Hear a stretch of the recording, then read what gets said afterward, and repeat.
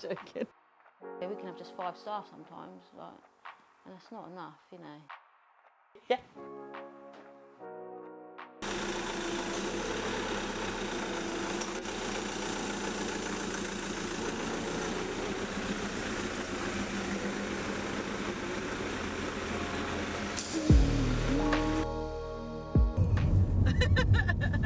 I'm joking.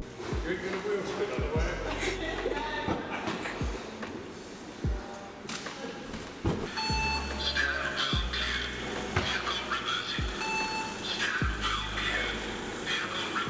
So, hi, I'm Karina. I'm a paramedic at West Midlands Ambulance Service. I've been a paramedic for the last 10 years, and before I was a paramedic, I used to be an auxiliary nurse at the hospital. So I've been in the NHS for quite a few years now, and I still really enjoy what I do. And I've also got 2 children as well, so I'm a mum and a paramedic. Could you tell me a bit more about your role in the NHS? So I currently work as a frontline paramedic, but I'm also a mentor as well, so I mentor students.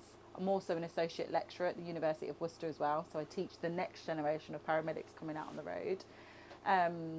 I'm also heavily involved in like the Black and Ethnic Minority Network here. I am the chair of it at the moment, even though I am going to be standing down shortly. But so I do a lot of community work. I do a lot in the ambulance service in regards to equality, diversity and inclusion as well. So, but in a nutshell, my primary job is being a frontline paramedic. Okay.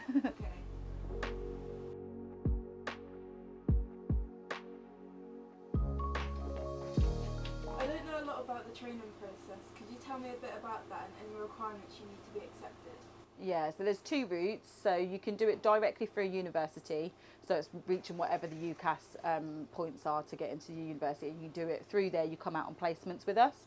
But the second option, which is what I did, is actually being employed by the ambulance service. And then you come out, you start as a student paramedic, then you qualify as a technician, and then you go to university and you become a paramedic. You are paid continuously throughout, and you don't get any university fees at the end of it. So I think it's a fantastic opportunity for people in later life who have bills to pay and children like I did. This is the only way that I could sort of change my career pathway doing it this way. And I got a lot of hands-on experience doing it this way as well, because you are predominantly part of a crew. You are just out on the road. You go to university for a short period of time, the rest of it you're working. What were the hardships you faced in training, like childcare or things you were taught or just adjusting? I think definitely childcare was hard. Shifts as well. So when you're new, you work every shift that's thrown at you. You don't have a regular pattern. You get put on something called relief. So relief is you just fill the gaps on the lines. So there's no every day. It could be a different start time. You could be finishing at a different time. So it's very hard to structure your life around that. The pay's not great either. You're often like I said, you're part of the crew, so at times that can feel very overwhelming because you're still a student, but you're technically treated as part of the crew, so you can feel sometimes quite out of your depth. But for me, actually, I think that is the best way to learn. But when you're going through it, I wouldn't necessarily say it's always great.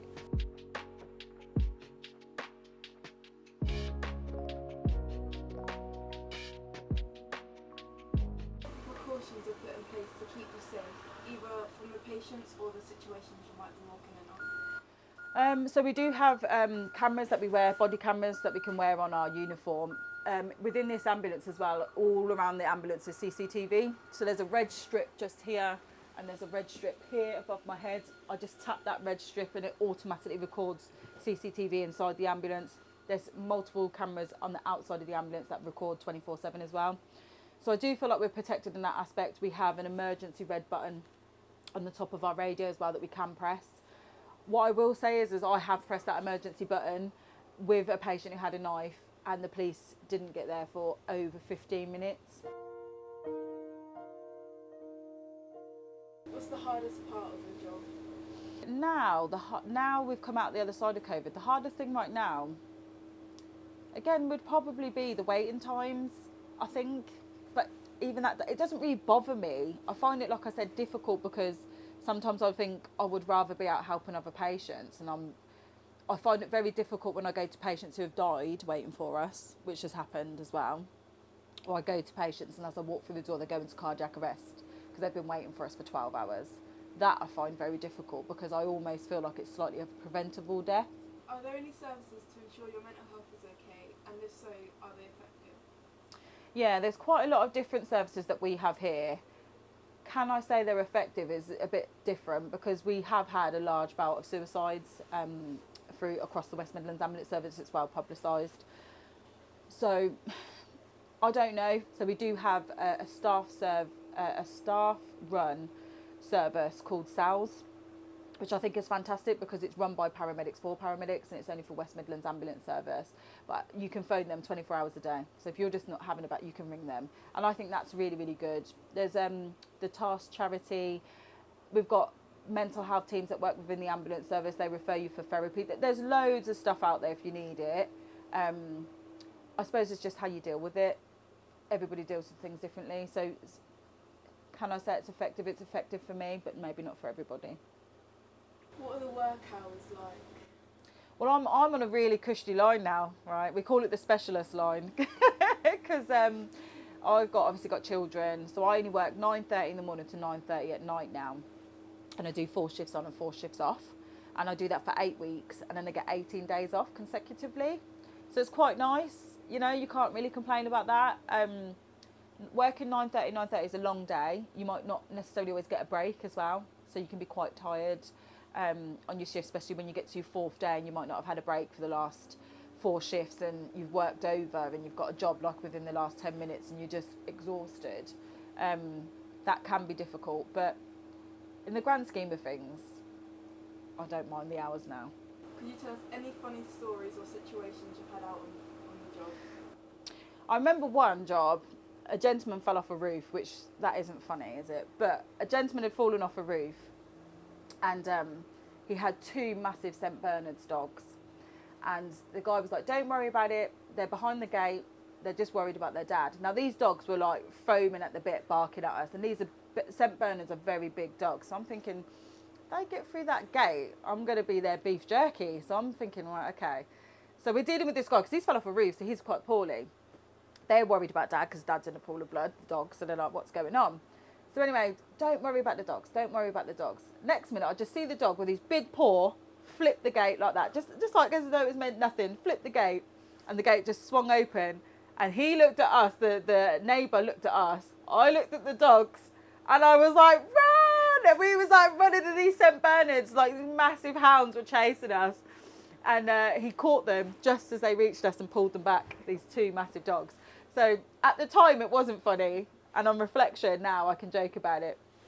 But yeah, that's probably one of the ones that I do remember that I think, oh my goodness. But there's lots of different things, like it's just silly things that happen throughout the day that just make you giggle and make you laugh. And you know, I fell out the side of the ambulance plenty of times.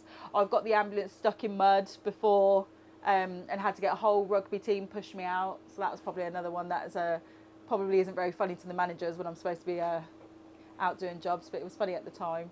Is there anything the public could do to make your job a lot easier? Don't ring us unless you need us. That is the biggest one. Don't ring an ambulance. We are an emergency ambulance. I know you've tried to get into your GP and you might not be able to get into your GP, but I'm not going to be able to sort out your boil that you've had for the last 6 years.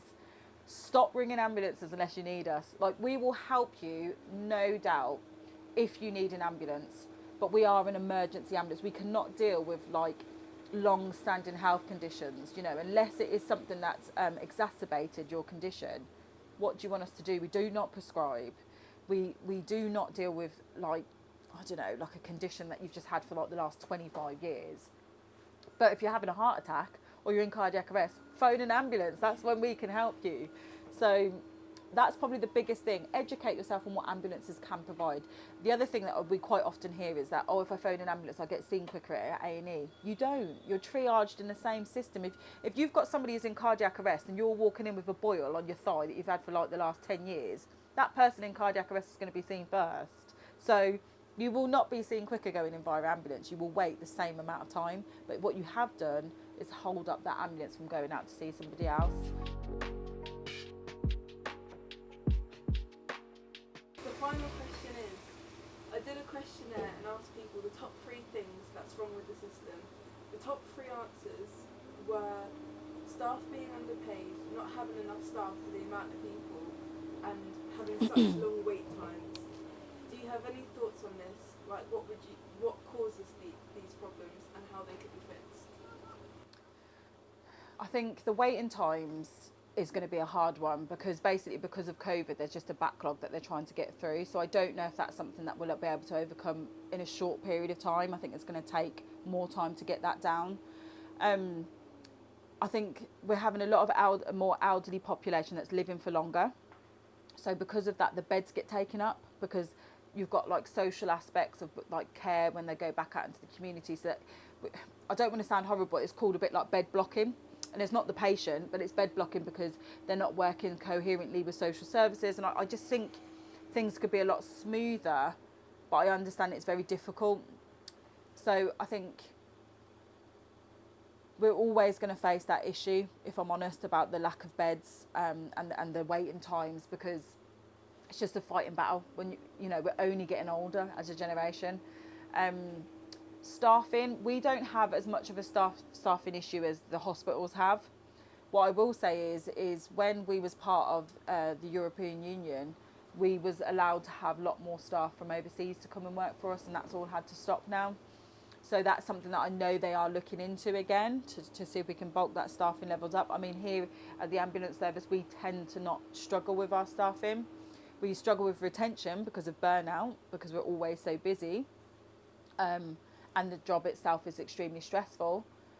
So again, just supporting staff, also making it a job that younger people want to come into, because it isn't great money, but actually making it more of a job that's less sort of draining on you as a person. It might make those people who do care and want to help want to come and join. Because I think at the moment there's such a stigma around working for the NHS. Young people are not looking at this as a career they want to come into. But what I will say from my perspective is you will not get a more rewarding job. So if you are one of those people who think to yourself, I want to help people, this is the job for you, especially paramedics, because it's one patient at a time. You don't want 12 like a nurse, come and do paramedics. But we really do make a difference, and every day is different. If you don't want to be stuck in four walls, you want to be out exploring. You could be in a field, you could be on a barge boat, you could be on the canals, you could be in a nightclub. I mean, I've been in the concert with H. I might not have been listening to the music as much, but I mean, there's not many jobs where you can say, oh, I've had to go to a concert tonight to pick somebody up, you know? There's so many different things and environments that we're in, and you have to adapt very quickly. So I think that could be quite amenable to young people, like make you want to do the job if you know that those things are going on. So I think just making it more interesting to people.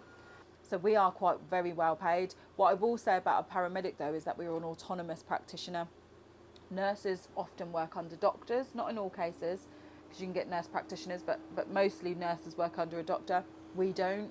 If we are in a life-threatening situation, we are your doctor, we are your anaesthetist, we're everything that we can be at that one moment in time.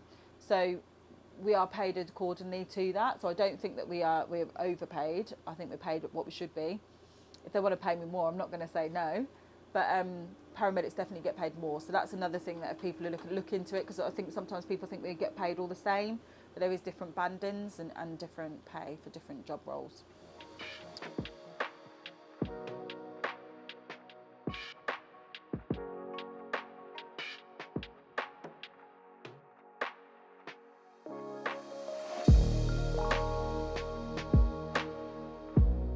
My name's Jack. I am a junior charge nurse at Ipswich Hospital on Devon Ward, currently on Wateringfield Ward. I have been a nurse for coming up to 8 years with 11 if you include the 3 years training. I grew up in Stevenage, in Hertfordshire, moved to Ipswich for uni and just stayed ever since. Why did you become a nurse? When I was in sixth form, everyone was like, I'm going to uni to do this, I'm going to uni to do that, and I was like, I don't know what I want to do. I was like, I'm going to go work at Sainsbury's on the checkouts, and I was like, that's what I was going to do. And my friend's mum was a nurse in Stevenage, and she was like, just come and spend half a day with me and I think it will change your life. And I was like, I don't think nursing is for me. So I went and spent half a day with her and I absolutely loved it. And then, yeah, they decided that was the role for me after that, really.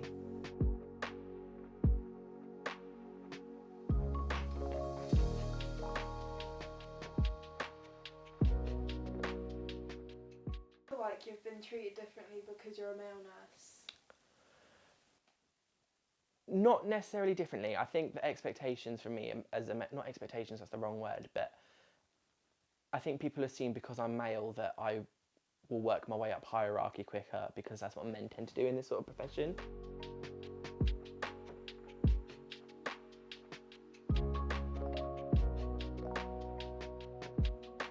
Nursing is morely seen as a female job.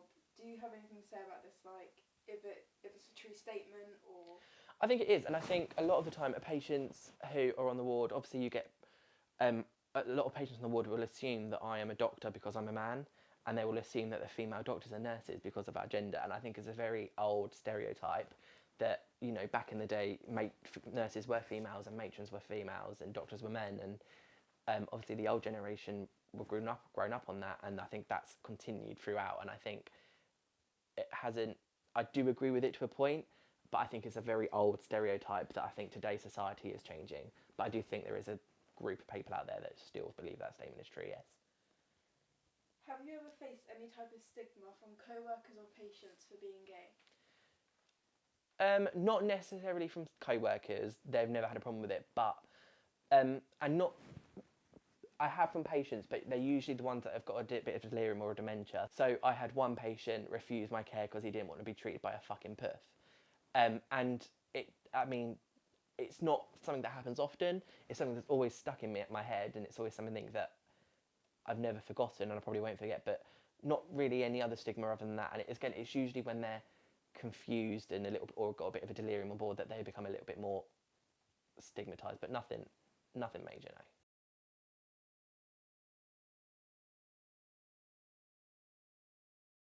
What protection do you have from violent patients? Not much, to be honest. I've been punched, bitten, spat at, slapped. You name it, it's happened, and we get very limited protection from them. As we said previously, it's a very female-dominated profession. I'd rather I got hit than one of my female colleagues. Not saying purely because I can take it better.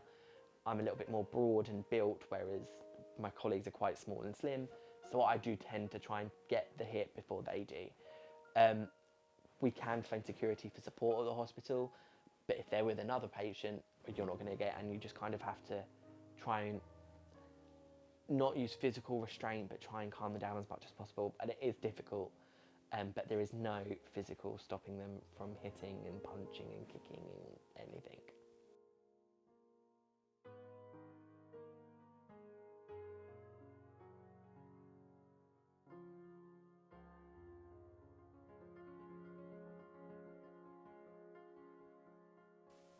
What's the toughest part about your job?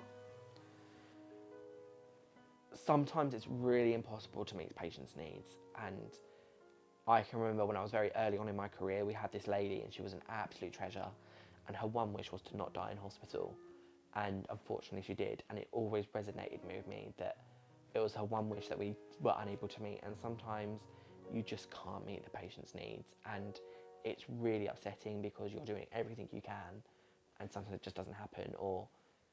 And that's probably the most challenging, is that sometimes we do get it wrong. We're all human, we all make mistakes, and we have a lot of human factors that put an impact on it.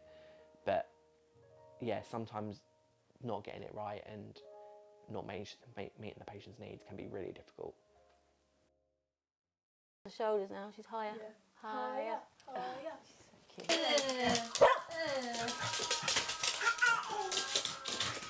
So my name's Gemma Burgess. I'm a junior ward sister on a general medical ward, which focuses on renal and general medical as well. I qualified as a nurse in 2001, so I've been a nurse 23 years this year. So yeah. Could you tell me a little bit more in depth about your job and the things you have to do? So as a nurse, obviously daily sort of routine would be doing medications, intravenous medications, blood transfusions. Obviously we're involved in the patient's care, getting patients up, washed and dressed in the morning. On my ward we all sort of muck in together, whether you're a healthcare assistant or a nurse. So yeah, medication rounds, patient dressings, they can be complex. And then often, because I'm a junior ward sister, I coordinate the ward. So obviously there's quite a lot of management there. I have to sort of make sure patients that are being discharged, that you sort of get that all ready so the discharge is safe and it's done in a timely manner.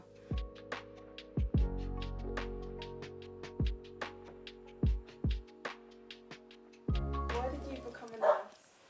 I think really I wasn't one of those people that like, oh, I wanted to do it since I was a little girl. I think I never really thought what I wanted to do, and then when I really sort of thought about what I wanted to do, I chose nursing because just I think I'm quite a caring person, wanted to help people. I really enjoy helping people, so that's one of the main reasons. What was the training process like, and how did they train you?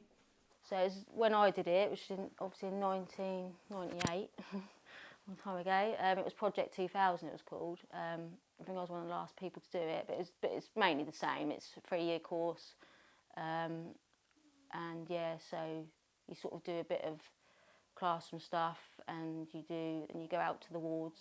When I did it, you had to do adult, because I did adult, but I had to do learning disabilities, mental health, and children's as well, and also maternity. So yeah, I had to cover it all. But then so that's the first 18 months. The second 18 months just all adult. But yeah, you go out on placements, and you work shifts like everyone else. What hardships do you face in training, like childcare, the hours you had to work, or just the new work you had to learn? Yeah, for me, because I was quite young, I didn't have any experience at all actually, and I'd never done any care. And I can remember the first day, I nearly gave up that day because I went to the wrong hospital. I went to Colchester Hospital because I thought the ward was there, and I didn't realise I'd got to go to Clacton. So it's like, I don't know, 6:45 in the morning in my little metro, and I got there and I was like, oh, can you tell me where this ward is? And they're like, oh no, it's not here, it's at Clacton. So I had to drive another half an hour, whatever it was. And I got there and they were laughing, but I hate being late, so it was horrible. And then someone had passed away, and they were like, oh, have you seen someone that's passed away before? And I was like, no. And they do you want to? And I was like, I couldn't say no, obviously. Could you tell me about your ward and the type of care you give?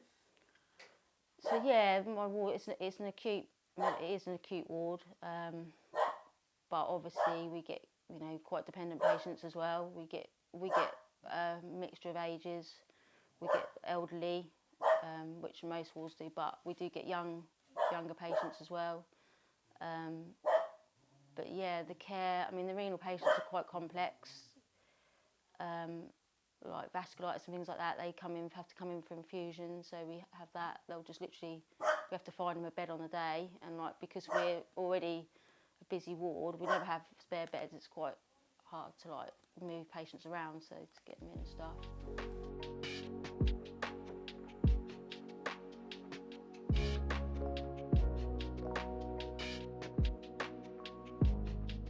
One thing I've never understood is the different tunics, colours and their meanings. Could you explain them a little bit and tell me what one you They have? changed not that long ago actually. When I first started, they were different. So the darker the blue, the higher up the hierarchy. So there's a real light blue, which is now they've just changed. I think band 2/3. They wear the same, but the band 2s only do the care, whereas band 3s can do obs and blood sugars, but it doesn't. It should only take 6 months for a band 2 to become band 6.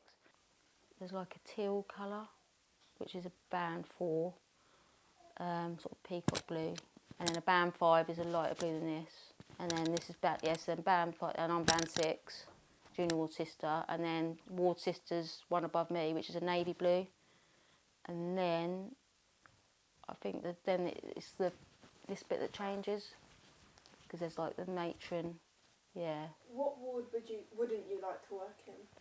Probably, I mean the dementia wards can be quite hard, but I think I could cope. But I think ED for me, I probably right but sometimes we can get moved sometimes. My ward, not me so much because I'm a band 6, so usually they won't move me. But yeah, ED because it's just so different from the wards, Yeah. But it's like anything, once you know what you're doing, but you feel a bit useless. Does your job affect your mental health? If so, how, and how how do you overcome it? COVID definitely, yeah, like the anxiety for me, I think COVID. Probably not the mental health, like, well, I suppose it is part of mental health and anxiety, but yeah, I never had it. I've never felt like that, but that did make me feel like that. It was horrible. But yeah. What's the toughest part about your job? Every shift is different. You never get any day the same. Like an office job, you know, most days is that, but you never know what you're going to walk into. You could walk into cardiac arrest, like your colleague's in the middle of a cardiac arrest, something like that, or someone's really poorly, or a patient's kicking off. So that probably can drive your anxiety a little bit, especially if you've had a few weeks off, which I just went back and I was like, oh, it was all right. But like I say, again, that makes a difference who you're on with. If you're on with, you know, people you've known a long time. But yeah, it is hard because you don't just never. That's probably one I think for me. Would you recommend your job to anyone, like, or new people wanting to get into work? Probably not really. No one I cared about like those. No, I wouldn't put anyone off. Because the thing is, you don't have to work in the hospital. If you become a nurse, there's so many options. But for me, I've stayed in the hospital on the ward because it's busy. I think I'll get bored in something else, but there's loads of other options like district nurse. You could work as a practice nurse in a GP surgery. You could be a specialist nurse. Doesn't really take long to get to that stage. What are your work hours like? So I do 12.5-hour shifts. Day shift is 7 till 7:30, and then night shift is 7 till 7:30 in the morning. Yeah. So yeah, 12.5-hour shifts. At the moment on my ward we're self-rostering, so you can choose your shifts to a degree, but obviously you're not guaranteed because everything has to be covered. So sometimes you might not, but yeah, I don't mind. The shifts are better because you get more days off. The last question is, I did a questionnaire and asked the top 3 things wrong with the system. The top 3 were staff being underpaid, not enough staff, and the amount of people. No, not enough staff for the amount of people, and the long waiting times. Mm-hmm. Do you have any thoughts on this? Like how true it is, what causes this, and how you would fix it? So it's the pay and staffing levels. Yeah. And waiting times. Well, you know, it's down to the government, isn't it? They've done the strikes. They got, what did we get, 5% or something? I don't know. I think things are going to get worse, to be honest. I'm not a negative person, but all I can do is go and do my job. And yeah, staffing, obviously, you know, when you're constantly understaffed, it's just like, you end up, people going off sick, so then it makes it even worse. I mean, most nurses don't do the job for the money, I know, but I think it is just the fact of cost of living, you know, it's gone up, so yeah, can't really fix it, it's government. Wish I could fix it. I can't see it getting any better, really.